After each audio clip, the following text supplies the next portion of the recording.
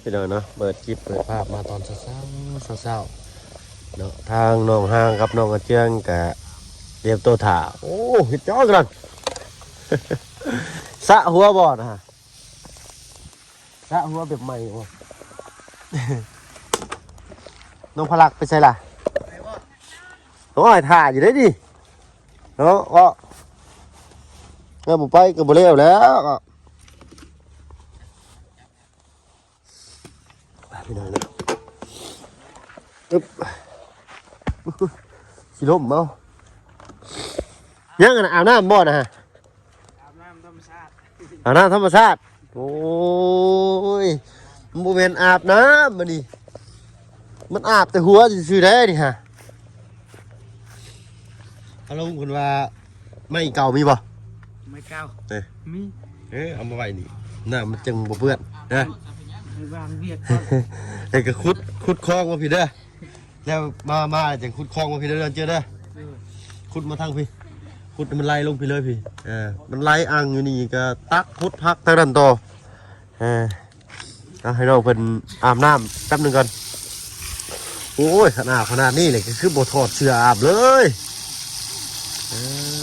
เท่าเนาะอาบแต่หัวว่าจ้ะ โอ้ยโบอกห้างนี่ว่าถึงว่าเราล่างเป็นที่ไหนมาห้างยืนยังไงก้าวเราล่างเอาบีบอีกบีบอีกบ่รถช้าไหนเอาบุบเบิ้ลเจ๊กเสื้อนะโอ้ยเราก็เบิดมือแล้วนะเอาพี่หน่อยเนาะ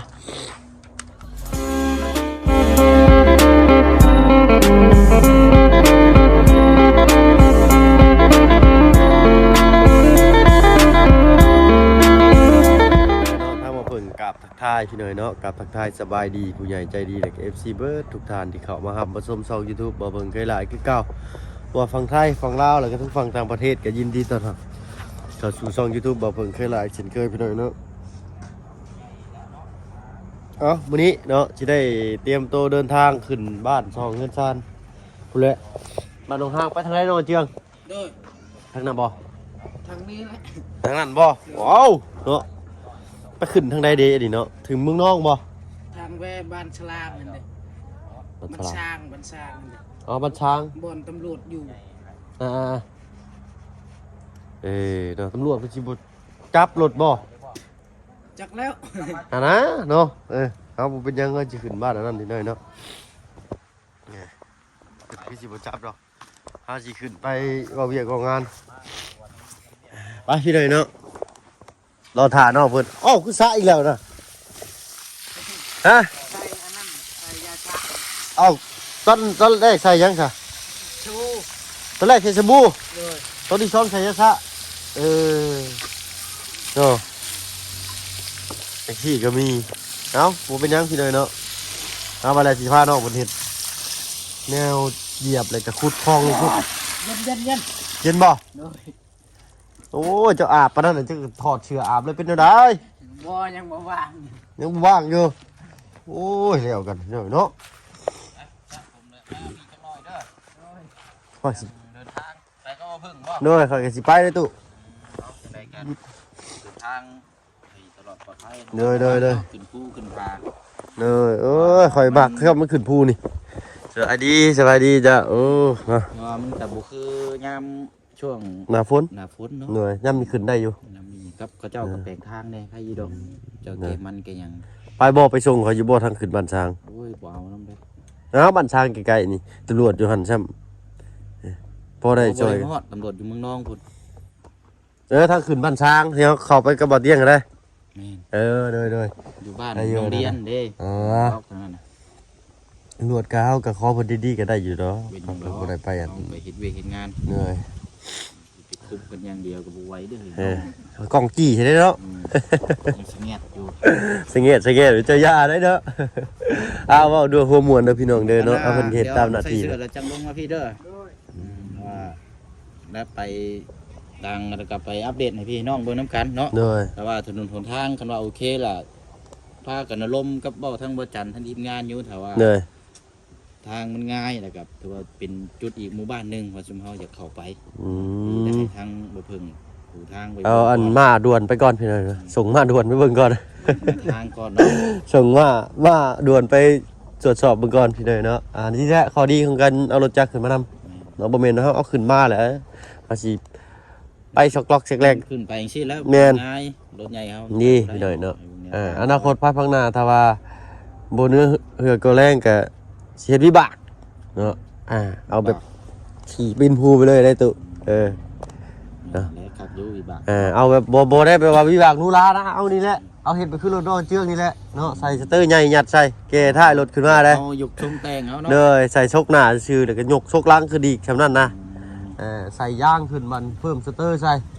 ไปบัดนี้เฮ็ดคือเสือภูเขานี่ได้สันจะสิไปแหละจะเอื้อนถือเอื้อนพิษพี่หน่อยเนาะเอารุ่นเบิ่งนำกันพี่หน่อยเนาะ เนาะเดี๋ยวมันได้ เลย ทางให้ถึงที่ต้นไม้ปลายทาง ขี้ข้าวหรือบ่น้อง ต่อพี่ เป็นแล้ว น้องเจืองนี่ขี้ข้าวหรือบ่กินได้บ่ข้าว เรากันนะเราตื่นเต้น โอ้ยอันนี้ก็ยังบ่ได้กินข้าวซ้ำทูเขียวเละๆเลยเนาะ กินข้าวเฮือนพอเท่าเลย กินข้าวก็บ่เท่าเลยโอ้ยคือบ่อนจักโมงเลยนี่จักโมงเลยอันเท่าเที่ยง กันว่ามาว่าสิมื้อตาย 10โมงเนาะ คันว่าไปฮอดพุ่นก็จักชั่วโมงจ้ะอันน้องหาง ชั่วโมงหนึงเอาบ่เอาไปบ่ไปบ่จะเอารถจะลูกเหือไป บ่เว้ยบ่ได้ไปแล้วที่แรกไปนํอยู่ดอกมีเวียกแน่ เลย ทางนี่เลยที่ได้อันที่ได้ เลยเอาก็พอดีมื้อนี้ก็ทางสร้างบ้านน้องต้นกล้าเพิ่นก็ไปงานดองพี่น้อยเนาะโอ้ยดองหลายก็ดอกเนาะช่วงนี้ก็ได้ก็เลยเพิ่นมื้อนี้เพิ่นพักเวียกเนาะมื้อนี้ก็ทาง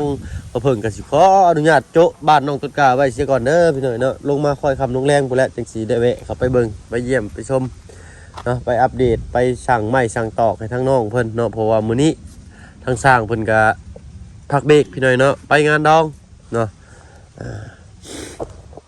ก็ขอโทษขออภัยดำเนินหลายพี่น้อยเนาะ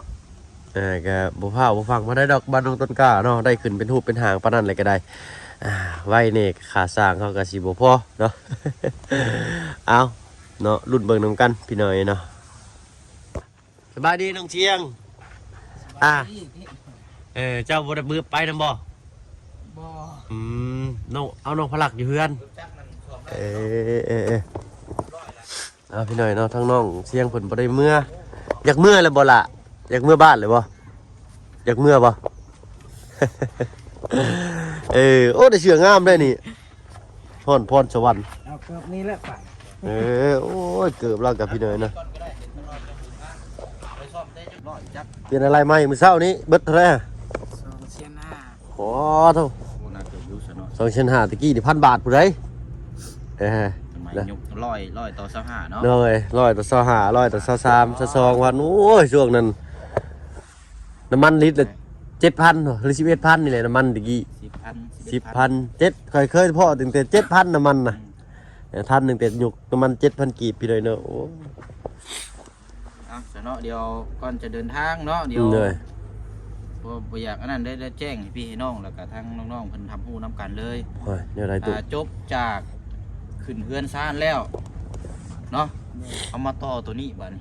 เรื่องของน้ำ ของน้ำเลยบ่ เรื่องของน้ำเด้อพี่น้อยเนาะเพราะว่างบส่วนที่เดือทางพอวันดีที่ว่าสมทบเรื่องน้ำประปาอะไรเป็นว่าย่านบ่พอแต่วันนี้มันของทางเอ้ยอนิสาพอดีเลยนะพี่น้องวันนี้ก็ได้เงินจำนวน5 ล้านทางพอเพิ่นฝากมาแหละบ่ฮู้ว่าเซ็นหยังมีแต่ว่าเห็นดีเห็นงามนํกันเบิดทางพี่น้อง FC ก็ว่าเรื่องของน้ำ เลย เพราะเขาเข้ามานี่เขาป้าเดี๋ยวนี้กินหลอกไล่ไปเลอร์นี่ว่าอะไรพี่น้อง ดอกลาวิเดอร์ ว่ามันกินเคมีบ่ นี่ก็แม่น ได้เด้อ อีกอ่ะกับหนึ่งมาแหละของน้ำแหละเนาะเพราะว่าน้ำประปาเขาก็มีแล้ว ถือ เนาะ สุขอนามัยดีที่สุดแล้ว แม่นเรื่องของน้ำไม่ได้เนาะแต่เงินกับ5 ล้านนี่แหละแต่อาชีสร้างเอาตามงบตามนี้มาก่อนเนาะพวกท่อพวกเสาพวกหยังเนาะ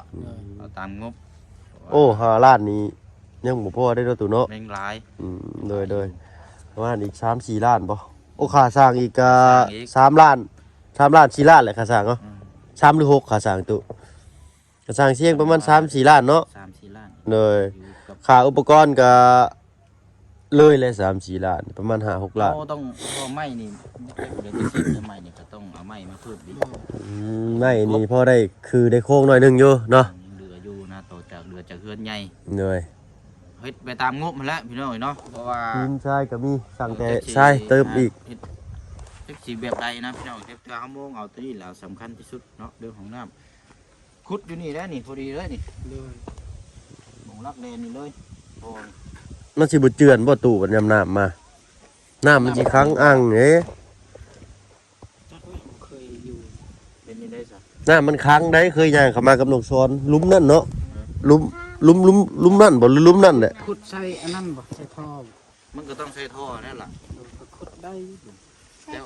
คันว่าเวลาน้ำขังได้เสียน้ำมันสิบ่ น้ำมันค้างหันมันก็ท่วมมันก็เต็มไว้ น้ำมันข้างเนี่ย บ่คันขุดอยู่เทิงที่นี่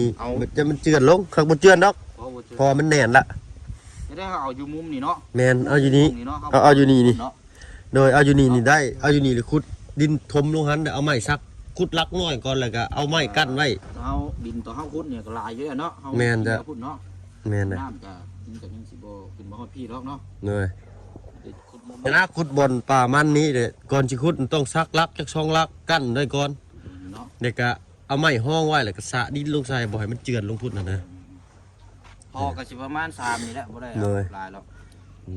สามพอดีแล้ว3บ้านเฮาส่วนมากก็มีแต่3ท่อมีเงินเด็กก็6ก็4แล้วแต่ แล้วครอบครัวทั้งน้องเพิ่นก็ บ่หลาย บ่หลาย เลย สัก3ท่อนก็นี่แหละขุดลมตรงนี้นี่แหละคือจบจากนี่อันนี้เนาะจบจากขึ้นบ้านเนินชานก็ว่าฐานั่นก็แม่นเขาบุกเลยแล้วพี่น้อง โอ้ยเห็นนั่นปลาลุง FC เพิ่นคอมเมนต์มาหลายอยู่ เนาะ เนาะโอ้ยอยากให้น้องเจืองได้ห้องน้ำเพิ่นว่าเอามาเลยเด้อพี่น้องเด้อเนาะ น้ำนี่สำคัญเอง โดยโอ้ลักๆเลยแหล้วคือมือนี่เนาะมันสิแล่นเข้าแต่ป่าก็อย่ามันสมมุติว่าถือเสียมเข้าไปมันขุดถึกคุ้มเก่าปิดใส่ตาบัดพอแห้งอยู่แล้วตาบอดตาเจ้าโอ้ยขอโทษขออภัยพี่หน่อยเด้อ เพราะแถวเขตแถวนี้เป็นเขาเป็นบ้านนี่เบิด แม่นส่วนมากก็ไปถือเสียม เชื่อก็เจอกัน บางทีก็เจอกันก็มีเนาะแล่นก็ไปอันไม้แท้นี้ไม้นิดหน่อยบ่ค่อยมีเด้อพี่น้อยเนาะแถวริมทางแล่นไปก็หูดหะไปนำทันอะไรก็เอาอันนั้นเด้บ่ได้ใส่กระดาษทิชชู่เด้หูดไม้หะแค่นั้นแหละ เอากะแล้วเนาะแจ้งน้ำกันแล้วก็แจ้งพี่น้องแล้วก็ทั้งผู้ใหญ่ที่มีส่วนร่วมน้ำกันอีกพี่น้องเนาะ เหนื่อย จำนวนนี้ก็จะนำเป็นเรื่องของน้ ตอนนี้เท่าไรเลยตุ5 ล้านบ่ ำไม่อยู่หาล้านกี่ โอ้โดยเนาะเอ้าเนาะถ้าว่าผู้ใหญ่ น้ำกัน FC ท่านใดอยากชดเชยน้องเพิ่นในรูปแบบใดก็ติดต่อทางทีมงานเนาะเข้ามาเด้อพี่น้องเด้อเนาะทางเฮายินดีเป็นสะพานบุญให้พี่น้องเนาะ มัน มาแล้ว ที่สุดนั่นแหละ โอ้ ครับ ยดีใจกับน้อง มั มัน สิเอาเงินจำนวนนี้เอาไปมองไปทางอื่นบ่คือสิบ่ปานใด อ้าวน้อ นะ งเจ้าผู้แลผู้ไปเด้อลืมไป มา ไปทางอันยางไปหาเพื่อเจ้าผู้เด้อไปฟังนำกันเด้อ ให้เนาะ ข่อยก็ยืนจน เนาะ ครึ่งหนึงเลย ลืมหันในปลาลูกเบิ่งพี่น้อยเนาะเมื่อกี้แล้วจับเราก็จับซื่อๆเด้อยุ่งกกกับบ่ตีงเด้ ปกติได้ รุ่นนี้แบบว่า ตีแบบมาแล้วมันได้แบบนั้นนะเนี่ย อะไรก็ ไปพูดมาแล้วก็แม่นบอกแถวนี้บัดนี้เนาะ โดย อาหารการกินก็เดี๋ยวจังว่าจังคุยน้ำกันอันนี้พี่น้องเนาะว่าสิเอาจังไดแน่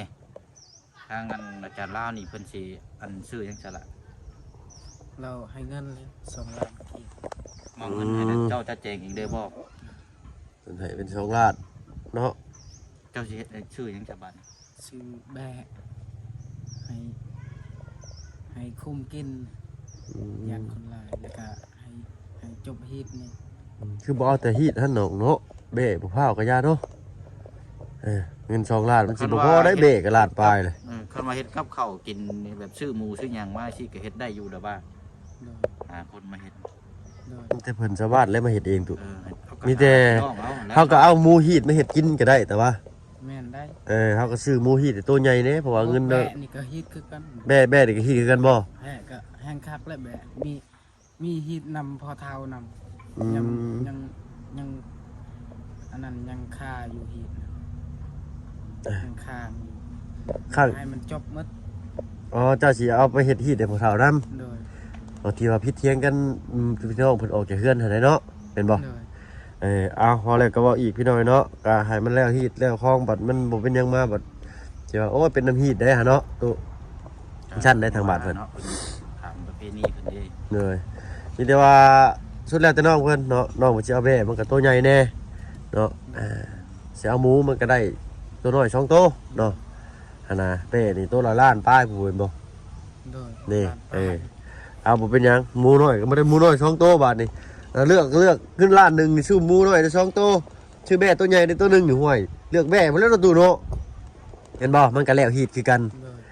ย หมูน้อยบัดหลายตัวคั่วบัดยากอีกนะอันนี้แบ่ตัวใหญ่ตัวเดียวคั่วบัดแล้วเลยนะจบฮีตจบยังเนี่ย หมู่แบบบ่หลายคนกิน มีแต่เขาบ่อยากเพิ่น เออ ไปก็อยู่ นี่ใครแน่เนาะเอาแบบใหม่น้ำเนาะเอาแบบเก่าลายกะแบบแบ่บัดนี้ฮีตแบ่เอาสุดแล้วแต่น้องเพิ่นพี่น้อยเนาะทางใดเฮาก็เห็นดีนำเบิดนั่นละเนาะ อาหารการกินเนาะแล้วก็เดี๋ยวจังว่ากันอันนี้กันเนาะหลังจากจำเจ้ามาพุ่นละอาจก็สิมีแนวว่าวน้ำอีกอยู่แต่ว่าพุ่นละมาพุ่นละเนาะให้กันถามเบิ่งตัวนี้ก่อนนะพี่น้อง อันปิ้งตับถ่ายเด้อ ขากลับมาปิ้งตับถ่ายเด้อว่าสิขึ้นไปซื้อปูนแน่มื้อนี้ก็ซื้อเครื่องซื้อของแน่ โอ้ไปเวียกบ่เด้อ บอกเมื่อวานนี้ว่าอยากไปน้ำยุมันตื่นมาแล้วมันบ่คือเก่าเนาะว่านั่นแหละ โอ้ยเนาะคนเฮาคือว่าแหละตื่นมาเห็นหน้าจังว่ายังเนาะ โอ้นี่แหละ ลิ้นบ่มีกระดูกพี่น้องเนาะมีอย่างแน่นอนเด้ เหนื่อย เป็นหยังเนาะทำหน้าที่แต่ละคนกัน ขอบ่เป็นหยังส่งตัวแทนมาด่วนค่อยไปก็ได้นะเดี๋ยวเบิ่งแน่ในเสียงเขาจังมาพุ เนาะจักเท่าไหร่สาวเฮาบ่พึ่ง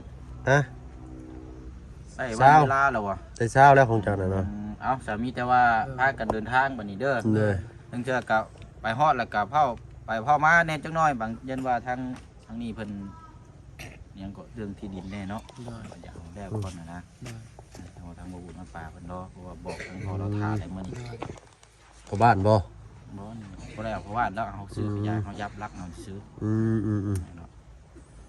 บัดมันก็บ่ได้เช็ดสิเจี้ยใส่กระดาษบ่หรือขีดจวดเอาไว้เองเนาะ จ้างว่าตัวนี้นี่จังหาแนวทางออกไหมตัวนี้กัน จังได๋ก็ถ้าถ่ายไว้แล้วก็ขันออกจักเม็ดนะ คือว่าโอ้ยสำนวน4เม็ดเฮาก็มีแต่เอา เป็น สักขีพยานจุเฮานี่แหละถ่ายไว้ 16x16นะบัดนี้นะเป็น16x16ก็เอาเราเส้นเฮาขีดเอาแล้วก็เขียน4ด้านถ้าว่าเสียดีก็ให้ผู้บ้านผู้แลมันก็สิเสียเพิ่มอีกราคาผู้บ้านเพิ่นแต่ว่าเฮามีสักขีพยานเพิ่นก็คือสิเห็นนํกันอยู่ เอาไอ้นี่ก็ได้อยู่ดอกเว้นหยังดอกเลยเขาเพิ่นว่าแนวได้มาภาคพังหน้าก็เปิดคลิปเพิ่นเบิ่งนี่ต่ำโลดนี่เงินกระจายแล้วจังซี่เนาะคนเฮามันก็สิบ่ใจจืดใจดำปานนั้นเต้เนาะเว้าคำใดคำนั้นอยู่ดอกพี่น้อยเนาะคนทางนี้นะไปซาเด้อเดินทางปลอดภัยเนาะแล้วมาแจ้งทางห้องน้ำทำฮู้กำกับกันก่อนจบจากนั้นก็แม่นยังบ่ทันได้จบแต่เฮือนพี่น้องมาต่อทางนี้อีกเนาะเป็นยาวๆนี่ก็เฮาเฮ็ดไปงานตามจุดประสงค์ของทางผู้ใหญ่อยากสดซอยนะพี่น้องเนาะไปอยู่ดีมีแฮงสบายดีทั้งพี่น้องก่อนเนาะสบายดีจ้ะปลอดภัยไอ้ก็สิไปหากินข้าวก่อนบัดเอากินเอาไปทางอันข่อยก็สิเดินทางก็ได้บ่เสียงเด้อไปเดินทางปลอดภัยยังบ่ได้กินข้าวกินน้ำจังดูว่าข่อยกินข้าวก่อนบ่วะครับกินข้าวแล้วบ่เจ้ากินข้าวเฮือนพอเท้าเฮาเลยกินข้าวเฮือนพอเท้าเลยพอดีข่อยสิไปอันซื้อกะจีกัดน้ำทางเนาะใช้มันสิฮอดอยู่บ่มีน้ำมูกน้ำมันได้บ่เจ้ามันยังบ่เติมจ้ะโอ้ยขี้เมียงทั้งตลอดเลยก็โตน้ำมันละลายอยู่ได้เลยกัน30โลเต็มทางรถน้ำมันรถนี่เต็มทางตลอดได้จอดไว้ซื่อก็ต้องเต็มทางได้เนี่ยขี้เมียงกินทางมันวะเอาดอกพอดีไม่ได้น้องเชียงมานายสิพาเห็ดขุดดินเด้อเลยเฮาสิเอาไม้มากาดมีบ่ไม้กาดแล้วก็ขุดคลองกอาบน้ำมันจังไหลลงพุ่นเนาะหรือว่าจะสิย้ายไปอาบทางนั้นก็ได้บ่ต้องย้ายมาอาบทางนี้เด้อย้ายไปอาบทางชนนะเด้อเอาไม้ห้องๆหั่นแล้วก็เปิดสายยางไปมันจึงว่าบ่เปื้อนมาเฮือนเจ้าเด้แม่นบ่ถือบ่ถือเนาะแล้วก็น้ำเอาลูก FC เพิ่นว่าให้เจ้าเปิดค่อยๆไหลติ๊กใส่กระถางไว้เด้ออันนั้นสร้างว่าเดือนนี้เปิดเลยเหรอเต็มที่เอา ฮู้แล้วพี่น้อยเนาะเพราะว่าปีเตอร์เพิ่นยังบ่ได้เอาตัวใหม่มาใส่ให้ โดย เพิ่นเอาตัวนี้ใส่ให้ก่อนเนาะ โดย ชั่วคราวเฮาก็ใส่น้ำเต็มที่เลยบ่มีปัญหา โดย บ่ได้เสียค่าน้ำอ้าวฉะนั้นผู้แลพบกันในระหว่างการเดินทางเนาะ โดย ไปผู้บ่ได้มีสัญญาณนี่เนาะ ขึ้นพูนไม่กัน เห็นผู้มีบ่ โดย โอเคเอ้าเนาะสำหรับคลิปนี้ขอตัวลำลาแล้วพี่น้อยเนาะผู้แลขึ้นฮอดผู้ฮอดยังมีสัญญาณทางบ่เบิ่งก็สิได้ โดย อัปเดตให้ไปลง FG เบิ่งในระหว่างการขึ้นถนนหนทางเด้อพี่น้องเด้อเนาะไปลาแล้ว ไปดี เด้อสบายดีเอาอยู่ดีมีแฮงเบ่สุขสุขคนที่เข้ามาหามาชมช่อง YouTube บ่เพิ่งเคยลาคือเก่าเนาะสำหรับคลิปนี้ลาแล้วพี่น้อยเนาะอยู่ดีมีแฮงเบ่สุขสุขคนไปขึ้นภูนำกันพี่น้อง